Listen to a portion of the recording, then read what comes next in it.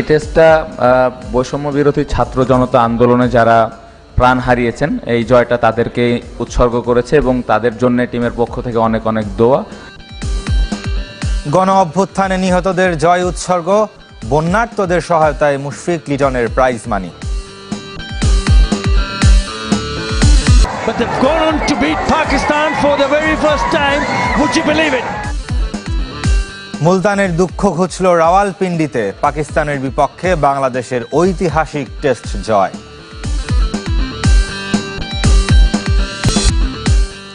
এবার কাজী সালাউদ্দিনের বিরুদ্ধে হত্যা চেষ্টা মামলা।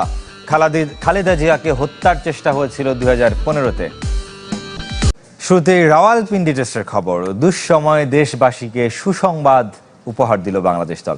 পাকিস্তানের বিপক্ষে প্রথমবার টেস্ট জিতল টাইগাররা, স্বাগতিকদের হারালো 10 উইকেটে।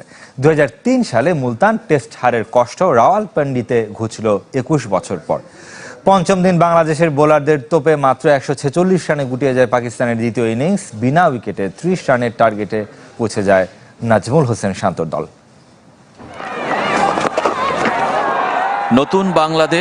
নতুন বাংলাদেশ দল অবশেষে ঘুঁচল 21 বছরের আক্ষেপ আর অপেক্ষা। 2003-এ মুলতানের কান্না, 24-এ আনন্দ হয়ে ঝরল রাওয়ালপিন্ডিতে।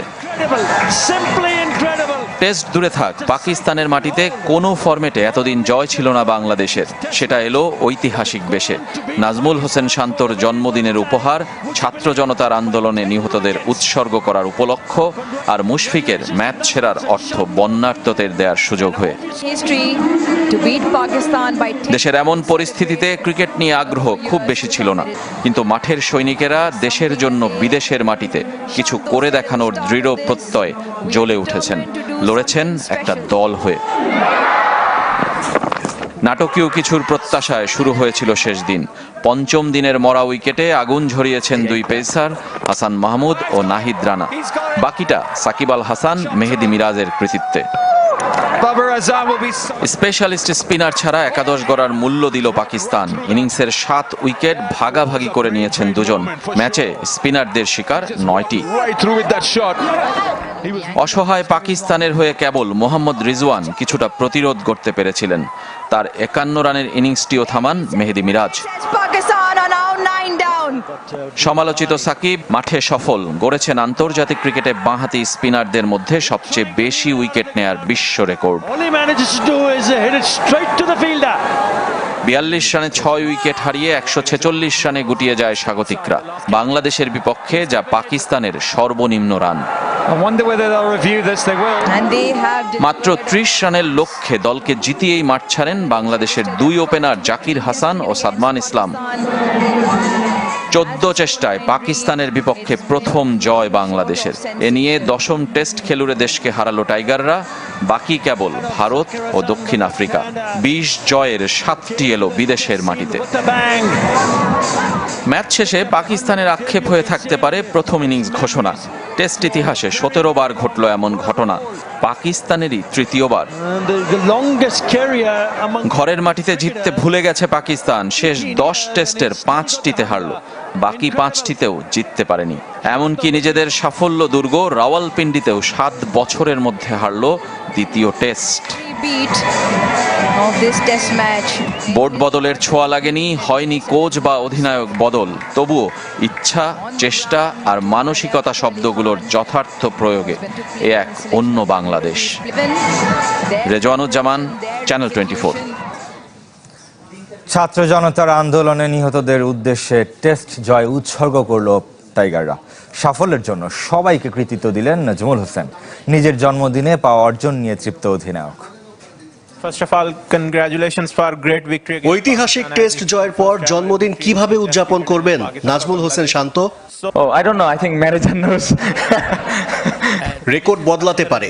রাওয়ালপিন্ডি টেস্টের আগে বলেছিলেন নাজমুল হোসেন, আগে যা করতে পারেনি বাংলাদেশ এবার সেটাই করে দেখালো।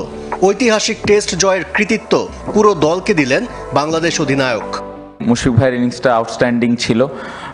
অবশ্যই একটা স্পেশাল ইনিংস যেটা আমাদের টিমটাকে একটু আগায় নিতে সাহায্য করেছে। বাট ওভারঅল যদি আপনি পুরো ম্যাচটা দেখেন, ব্যাটিং, বোলিং, ইভেন আমাদের ফিল্ডিংটা যদি দেখেন, পুরো একটা টিম এফোর্ট ছিল। চতুর্থ দিন পর্যন্ত কেউ ভাবেনি এই টেস্টের ফল হতে পারে। শেষ দিনের নাটকীয়তায় বদলে যায় সবকিছু, যদিও টাইগার অধিনায়কের বিশ্বাস ছিল। অসাধারণ অনুভূতি।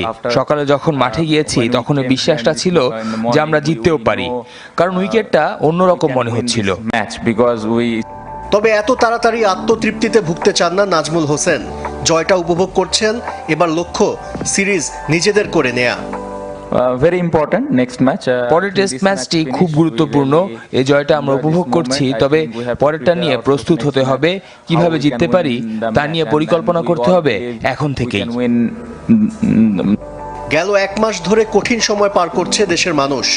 সহিংসতা, সরকার পরিবর্তন, এরপর বন্যা। ক্রিকেটাররা যে যার মতো সহযোগিতা করার চেষ্টা করছেন, তবে এই জয়টি ছাত্র জনতা আন্দোলনে নিহতদের জন্য উৎসর্গ করেছে টিম বাংলাদেশ।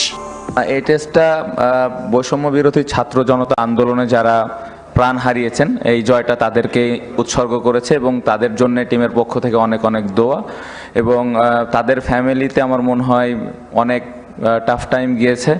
আশা করছি যে এই জয়টা দিয়ে তাদের মুখে একটু হলেও হাসি আসবে। এ জয়ে টেস্ট চ্যাম্পিয়নশিপের 6 নম্বরে উঠে এসেছে বাংলাদেশ।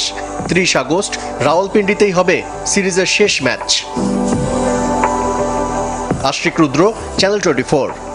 304 ফুড গ্রেড স্টেইনলেস স্টিলে তৈরি, যা নিশ্চিত করে জংবিহীন সিঙ্কের আজীবন নিশ্চয়তা। আরএফএল কিচেন সিঙ্ক, স্বাস্থ্যকর কিচেনের চিরস্থায়ী সমাধান। মুলতানে হেরে কেঁদেছিলেন। 21 বছর ধরে বুকের ভেতর জমিয়ে রাখা কষ্ট হালকা হলো রাওয়ালপিন্ডিতে পরবর্তী প্রজন্মের অর্জনে। খালেদ মাহমুদ এখন নির্ভার, আর খালেদ মাসুদ কৃতিত্ব দিলেন পুরো দলকে। 2003 সালের কথা, মুলতান টেস্ট হেরে খালেদ মাহমুদের কান্নার এই ছবিটা দেশের ক্রিকেটের আইকনিক এক দৃশ্য। এখনো যা স্মৃতির পাতায় উঁকি দেয়। মুলতান থেকে রাওয়ালপিন্ডি, 21 বছর পর সেই জ্বালা কিছুটা হলেও জুড়িয়েছে খালেদ মাহমুদের। 21 বছর ধরে যেই পরাজয়টা এতদিন বুকের মধ্যে চাপা ছিল বা কষ্ট ছিল, অবশ্যই যে এত কাছে গিয়েও সেই দিনটা জিততে পারেনি, সেটা আজকে অবশ্যই দারুণ ভাবে উদযাপন করবো। আসলে দেশের এত বিপর্যয় ছিল, এত রকমের সমস্যা ছিল, বন্যায় দেশ ভাসছে, সবকিছু মিলে মানে একটা স্বস্তির খবর, আনন্দের খবর। সেদিন আম্পায়ারের একাধিক সিদ্ধান্ত ছিল প্রশ্নবিদ্ধ, গিয়েছিল পাকিস্তানের পক্ষে। রিভিউ থাকলে ফল অন্যরকম হতে পারত, দাবি ওই ম্যাচের অধিনায়ক আর 7 উইকেট নিয়ে সেরা পারফর্মার খালেদ মাহমুদের। সেদিনকে পাকিস্তান আমাদেরকে মানে খেলায় হারায়নি, বাট আমার মনে হয় যে আমরা হেরে গিয়েছিলাম নানাবিধ অন্যান্য বিভিন্ন রিজনে। বাট আজকে ওটাই মনে হচ্ছে ডিএস থাকলে আমরা হয়তো এই জয়টা আমরা উদযাপন করতে পারতাম। পুরনো কষ্টকে ভুলে রাওয়ালপিন্ডির সাফল্য উপভোগ করতে চান সে দলেরই আরেক সদস্য খালেদ মাসুদ।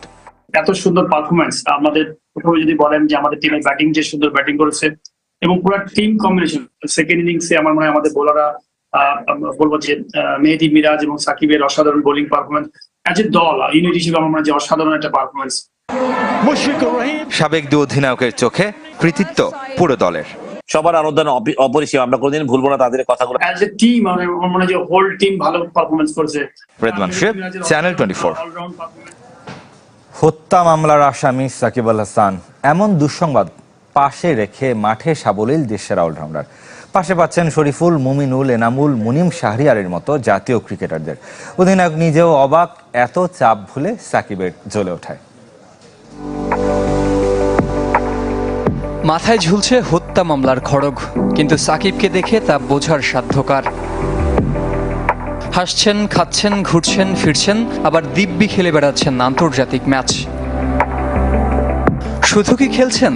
বরাবরের মতো সমালোচিত সাকিব আলোচনাকে একপাশে রেখে পারফর্মও করে যাচ্ছেন।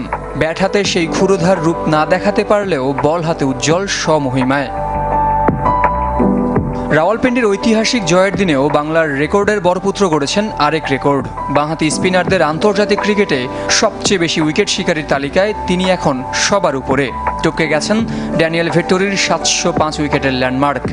আমি যতটুকু বুঝি অনেক ডেডিকেটেড একজন মানুষ, টিমের জন্য জিতার জন্য যা যা করা দরকার সব কিছু করেন। এরকম একটা অবস্থাতে থাকার পরে এরকম একটা পারফরমেন্স করা, টিমে এরকমভাবে ইনপুট দেওয়া, স্পেশালি বোলিংয়ে, আউটস্ট্যান্ডিং। আমার মনে হয় যে তার কাছ থেকে আমরা এরকমই আশা করি এবং তার কাছ থেকে সামনের ম্যাচেও এর থেকে ভালো কিছু আশা করছি। কিন্তু সেই সাকিবকে কি আর দেখা যাবে বাংলাদেশ জার্সিতে? তার রাজনৈতিক দল আওয়ামী লীগের পতন আর গার্মেন্টস শ্রমিক হত্যা মামলার আসামি হওয়ার পর সে প্রশ্নে দ্বিধা বিভক্ত সামাজিক যোগাযোগ মাধ্যম। তবে সতীর্থরা দেশের ক্রিকেট আইকনের পক্ষে, রাজনীতির বলি যাতে না হন সে দাবির পাল্লাই ভারী। তবে আপাতত সাকিবের আন্তর্জাতিক ক্যারিয়ার নির্ভর করছে বিসিবির সিদ্ধান্তের উপর। সোমবারই জানা যেতে পারে বাংলাদেশ অলরাউন্ডারের ভবিষ্যৎ। কিন্তু এরই মধ্যে প্রশ্ন উঠেছে সাকিবের বিরুদ্ধে হত্যা মামলার মতো গুরুতর অভিযোগ নিয়ে। অনেকের চোখেই যা রাজনৈতিক বাড়াবাড়ি। জহির সাগর, চ্যানেল 20।